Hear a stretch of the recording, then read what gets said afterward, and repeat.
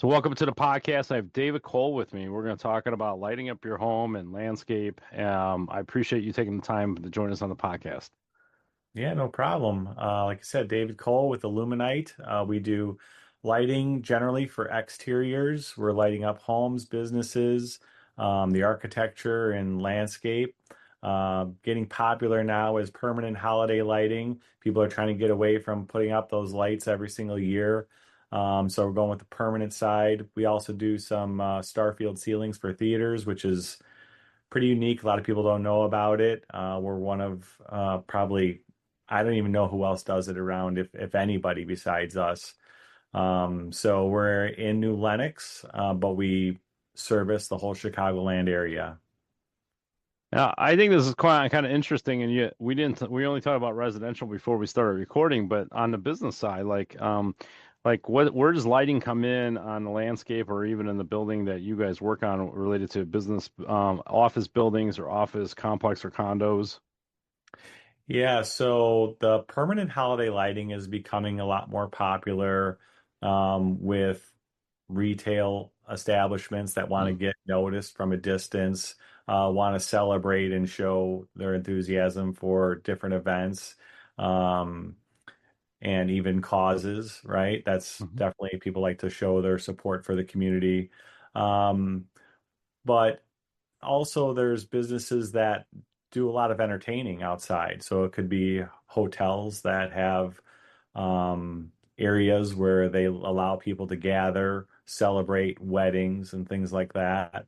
Um, but obviously, there's some commercial spaces that just want to show their business off a little bit brighter and make it more inviting. We're not the guys that are lighting up the parking lots. We're really trying to make it more inviting for people. And then obviously, if there's entertainment spaces, um, those areas definitely can use our services. Sure.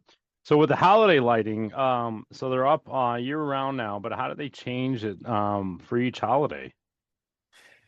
Yeah, so most systems have calendared events, so you can kind of create a scene, a pattern with the lights, and then save it, and then say, I want that to run from December 1st to December 25th.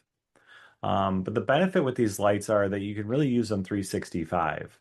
Um, Obviously, people that live in a residential neighborhood, they think, well, I don't want to use them all year round. But the ones we use have a warm white LED included in them, so it's not just color.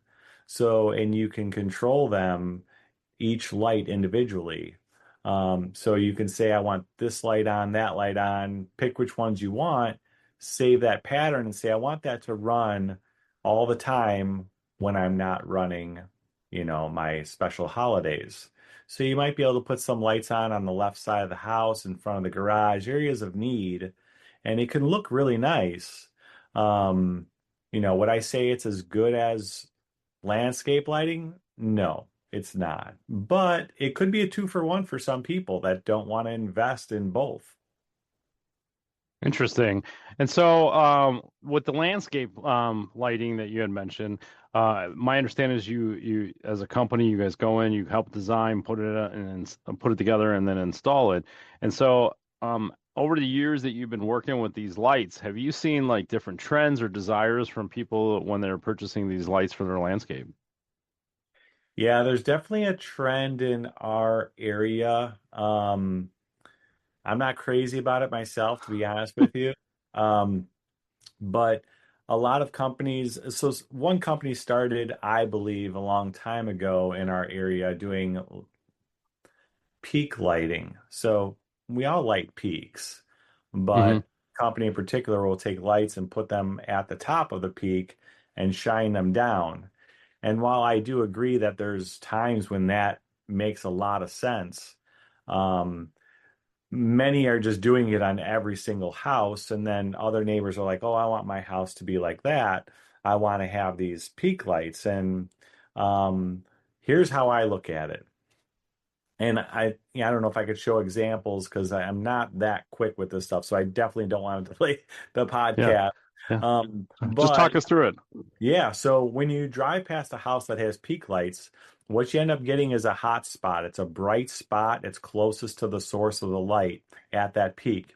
And when you drive by the house, your eye is attracted to it. It's kind of like a deer in headlights, car driving the other way. You can't stop your eye from looking at the brightest spot. So you think about that on a house. If you've got these spots that are bright on the house, your eye is attracted to it. So we really don't want to see those hot spots. So what happens, and this is how I perceive it, a person driving down the street sees this house and they go, "Wow, look at those cool lights. I'd like those. I'd like to have lights like that on my house." But the idea is for someone to drive by your house and say, "Wow, look at that beautiful home." And they don't even really talk about the lights. The lights are not the star. Your home is. And so that's how we communicate through our business. Our tagline is "We make your property the star." So I'm not a fan of these peak lights. I think, there's it's a little bit easier sometimes to install them. They're it's obviously harder to get on top of a house, right? But some people climb houses really easily, and it's a lot easier to do that, run wires through the gutters and stuff. Um, so I'm not a fan of it. I think it's too much. I think, mixing and matching a little bit in areas that could use some downlighting is appropriate. I think you can downlight and light up the architecture and some of the landscaping, and it looks really good. But this whole thing where every single peak I need a light, um, it just it's not professional lighting in my opinion. Design. It's not professional design to just Hmm. do that on every house. So what we do is we put the lights typically in the gutter and shine up. And what that does is it reflects off of the soffits. When Okay. you light from a peak down, the soffits are actually dark.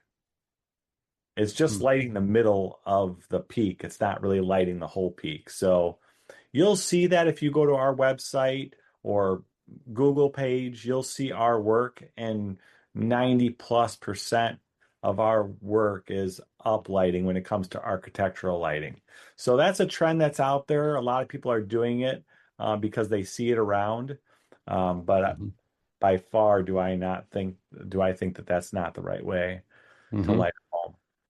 So, speaking of not doing things the right way, we did have a small conversation on this where some people say, "Oh, I could just go do this on my own." They go to the hardware store, buy some lighting, install it, and hope for the best, right? What have you seen when you come in after the fact, when they give up and they're like, "It's not working the way I thought"? Like, what are some of the mistakes people are making when they're trying to do it on their own? Well, positioning of the fixtures is critical. So I've learned it's taken me a long time to learn. I mean, when we first started, you take lights outside and you start playing around with them and what does it look like?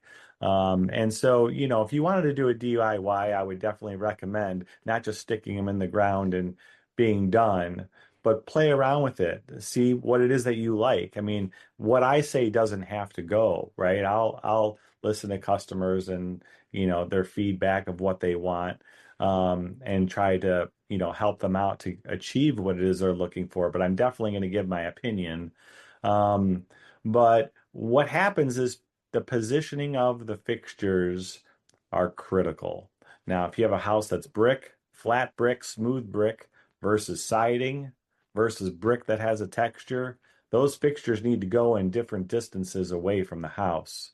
If you have some people have window sills like kind of like molding around the house that sticks out an extra 4 inches. Those lights need to be adjusted for that. Otherwise, you're going to have these huge shadows that ends up making the house look spooky. And it looks spooky because it's bright and then there's these dark areas.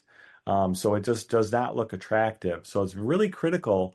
And a lot of times it's very hard because to put them where you want, because landscapers, when they first start, you know, you build your house, they put landscaping and they're not thinking about lights and they end up putting bushes too close to the house. So sometimes we have to cut the bushes back, make room for the light to be able to spread. But positioning of the lights is the biggest part of this, besides understanding which light bulb to use, which transformer you need and timer and the type of wire and the wire connections are critical. Um, so there's a lot to it. And for the average home, there's less than houses that are unique, and have unique architecture, unique landscaping, pools, ponds, all that kind of stuff. It definitely gets a lot more complex, but positioning of the lights are critical. Anybody could stick a light in the ground, but you're really wasting a lot of time and effort if they're not put the right place. Do you find that landlords for even apartment buildings, but the office buildings we discussed earlier, run into the same issue as these homeowners are as far as positioning and lighting and landscape? Well, we don't work with a lot of landlords and stuff like Okay. that. I think what it is it's more landscaper comes over and the Mhm. landscaper is like, hey, you wanted lighting? I could put some lighting in. So it's kind of, an upsell. And I Mhm. don't blame them for doing it. Mhm. I think it's smart, right? If I had a landscape company, I would want to do the same thing. But from a homeowner standpoint, you have to understand that when I have the system, while we install systems that hardly ever, need a callback for any reason, Mhm. stuff happens. And so if I'm providing a warranty, and that could be 2 years on our services and a lifetime on the fixtures, if there's a problem. Am I coming back? Mhm. We are. We have a service team, but a landscaper does not have a service team for lighting. Pool guy is one and done. Good luck getting him back. We get a lot of work that way. People call it, well, the system's got a problem. I can't get a hold of him. Yeah, he's not your priority. He has to make so much money a day to run that system and all that equipment, and he's not going to pull guys off to send them over to your house to make $0. Mhm. So, we provide a warranty. We have service guys, a service team, so when a bulb goes out or things like that, we can come out and take care of it. So those are, big things when talking about who I want to go with. I may save a couple bucks here, but I'm going to have a real headache on my hand when the system doesn't work properly. So what kind of interesting projects have you worked on over the course of the time that you've been doing this? I'd be curious on like some uniqueness that you've ran into not only on install, but just some of the things maybe you've seen in somebody's backyard or front yard for that matter that you thought was a little unique. It's kind of why I put this picture behind me. This there Okay. here is a tree house Uh-huh. in the backyard. And Mhm. so we illuminated the inside, the outside of this treehouse. It's pretty amazing. Some guys came in from Pennsylvania and spent, I don't know how many, it was over a month, building this treehouse. And we illuminated. We've got down lighting going. I keep thinking which way to go. We've got Mhm. down lighting. Um, let's try to point here. From the Yeah. tree and Yep. onto the Yep. roof of the house and everything. We've got uplighting on the tower. Yeah, so it's that's a pretty amazing job there. Um, and very unique.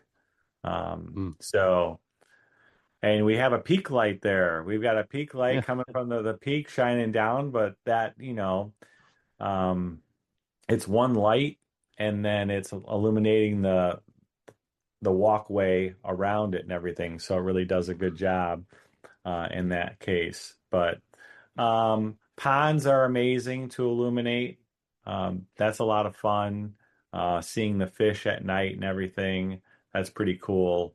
Um, yeah, some people just have really unique houses, really unique backyards. Some of them they're really large and have a lot going on, a lot of trees. I love lighting evergreens. I think they look amazing when they're illuminated the right way. Um, you see the way this is illuminated, the trees in particular. Notice how it's not bright. The light is bright, but like you'll see shadows in between. You see green leaves and you kind of almost see black leaves or black areas in the middle. That's done on purpose. If I was to take a light 30 feet away from this and shine it at the house and the trees, it would light everything up. Everything would be illuminated. We would be so bright, but we wouldn't have any shadows, so we lose that dramatic effect that we're getting right now. Interesting. That's one thing that I face when meeting clients is I give them a proposal. I show them where the lights are going and why. And like, I don't want my house that bright. I don't want 20 lights on my house. That's my neighbors are going to hate me. Mhm. But the Right. idea is actually more lights is less light. Because just think about it when you drive by a bank, a school, things like that. The electricians, they take these big giant lights, they're huge, and they pull them back 20, 30 feet away from the building and they shine it at the building. There's not a shadow around. The whole thing is illuminated. You can light up the front of a bank with one light. Now, three would be better. You have a little bit less shadows, but let's say three lights on the front of a huge bank. Everything is illuminated, which is great for security. You wouldn't want those shining in your eyes, but Mhm. now if I was to go around and take 20 lights around that property and light it the right way, I'm going to have a bunch of shadows as well. So it won't be as bright. And so the closer you get with the light, and you're not lighting up the whole thing, you're lighting up sections and lighting up features of it. So design is huge. Got it. Yeah. You mentioned your crew multiple times. Yeah. So can you highlight like because obviously it seems that you're a little passionate about the crew and what you're doing and everything. So can you talk a little bit about your crew, maybe how you vet them and get them on the team and maybe highlight a couple things of what's important to you on that crew? Yeah, well, we're lucky to have several guys that have been with us for years. It takes time to train them, especially for troubleshooting. You know, they walk onto properties they've never been on before, and have to figure it out. So getting them trained and having experience, it's great to be able to keep guys like we have. They work efficient, and they work in extreme weather, you know, whether it's permanent holiday lighting, we're doing up to Christmas in the cold. And then now, you know, it's 90 plus degrees, feels like 100. So luckily we don't go through a lot of guys, but finding people that are willing to work outside is critical. You know, a lot of people think they can. So we definitely have, you know, people that come and go. It happens. They usually give it, you know, a good try and everything because it's fun. It's very rewarding to do what we do. You know, we take pictures of the house when we're done meeting with the customer. It's all done. The guys, they're home trying to recover, right? They're with their family and everything. So I send out pictures to them to show them what we did, and they love seeing that. It's very rewarding um, position to have to be doing this, and also seeing the clients how happy they are. Um, but yeah, you know, finding people is we try to network a lot, you know, because that's the best way to get to know who you're getting. Um, in the past, when I started, I worked, you know, with the guys some years ago. I worked several years installing with the guys, and you know, through COVID, it was hard finding people that wanted to work. I mean, you have people that want to come and they want to get paid, but they didn't want to do a whole lot. And I know there's a ton of stories about that. There's a lot of good people out there, a lot of good younger people that want to work, but it is definitely hard to find them. So, you know, talking to I have a business partner and his son is in college, and before that, obviously, he was in high school. And so networking with him and finding his friends to come help us. And now in college, the same thing in the summertime when we have peak um, busy season, that helps a ton. So trying to network through others that work for us and getting their friends or family that want to come work with us, that's helped a ton. That's great.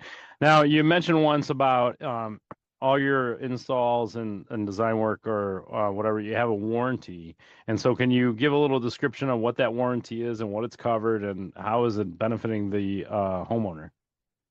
Yeah, we like to give 2 years. I think, if we gave a 1 year warranty, that's kind of standard what everybody does. I think when someone's buying something like this, it's not cheap, it's an investment, right? I think 2 years, if there's a bad apple, whether it's a bulb or a fixture, something happens. I think it's going to happen for sure within a year, but 2 years is fine. So we come out there, and if anything happens to it at all, we come out no charge for 2 years. Um, and then the manufacturers have different warranties. So if it's a color changing system, it could be 5 years. Could be 10 years, depends on what type of system you're going with.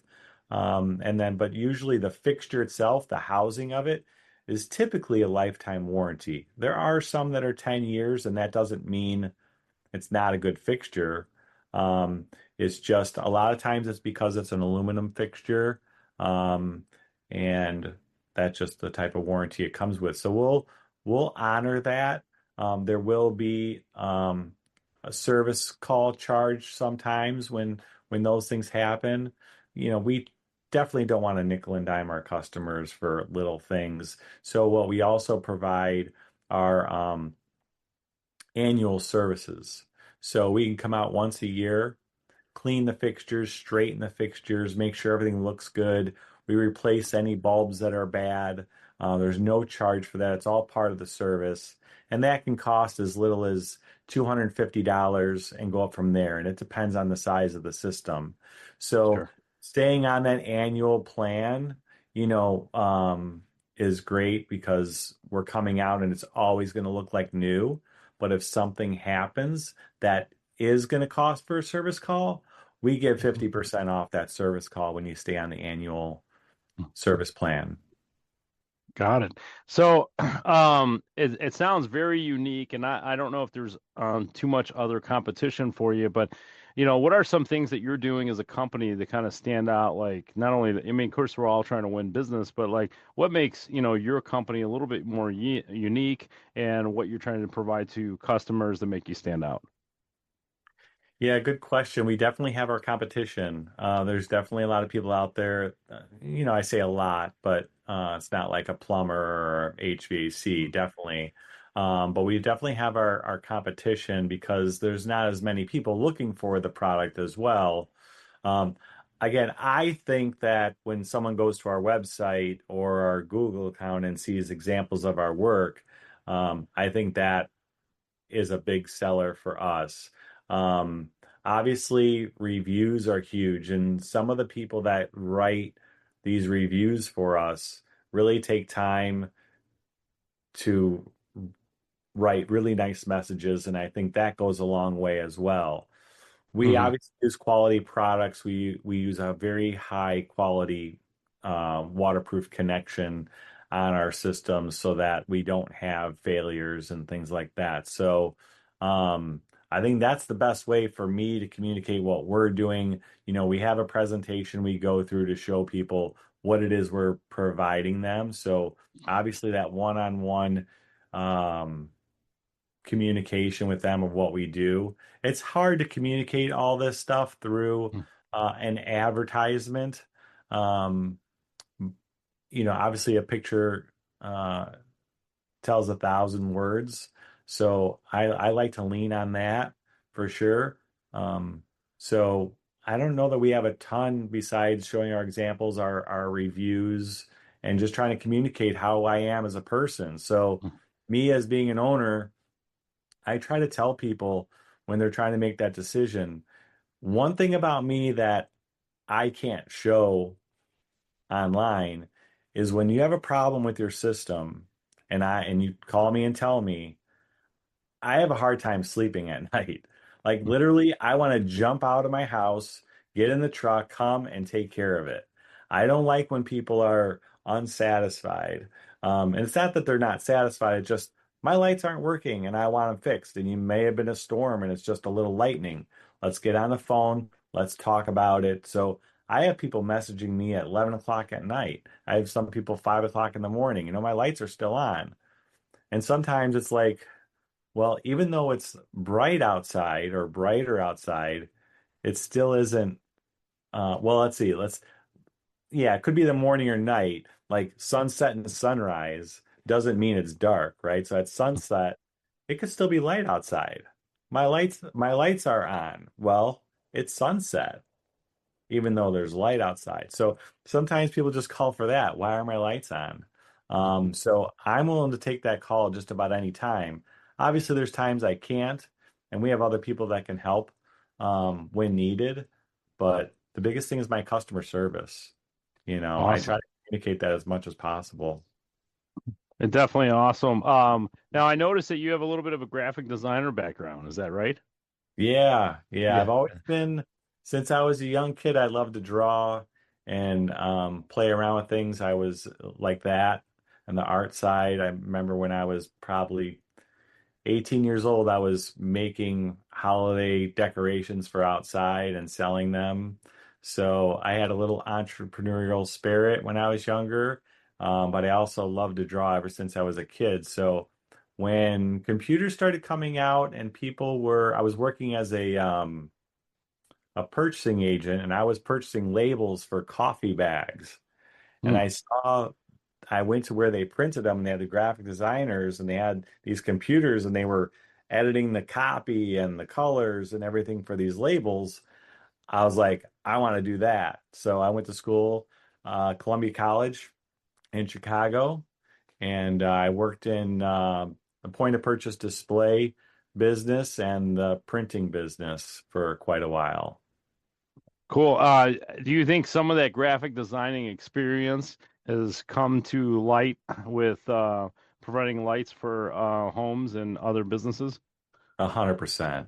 100%. I think, you know, I just have an eye for, luckily I believe I have an eye that most people typically are like, yeah, that makes a lot of sense, right? And they agree. I'm not, an artist that is creating something that's so far off, abstract, right? That people are like, well, that's crazy. I don't know if I like that. So I'm generally like a people pleaser with what I do. And I definitely think, understanding color and contrast, helps a lot with the lighting. So I think so. Yeah. Well, obviously, you've had success. Your team is growing. You're very proud of the crew that you send out. You back it up with a great warranty.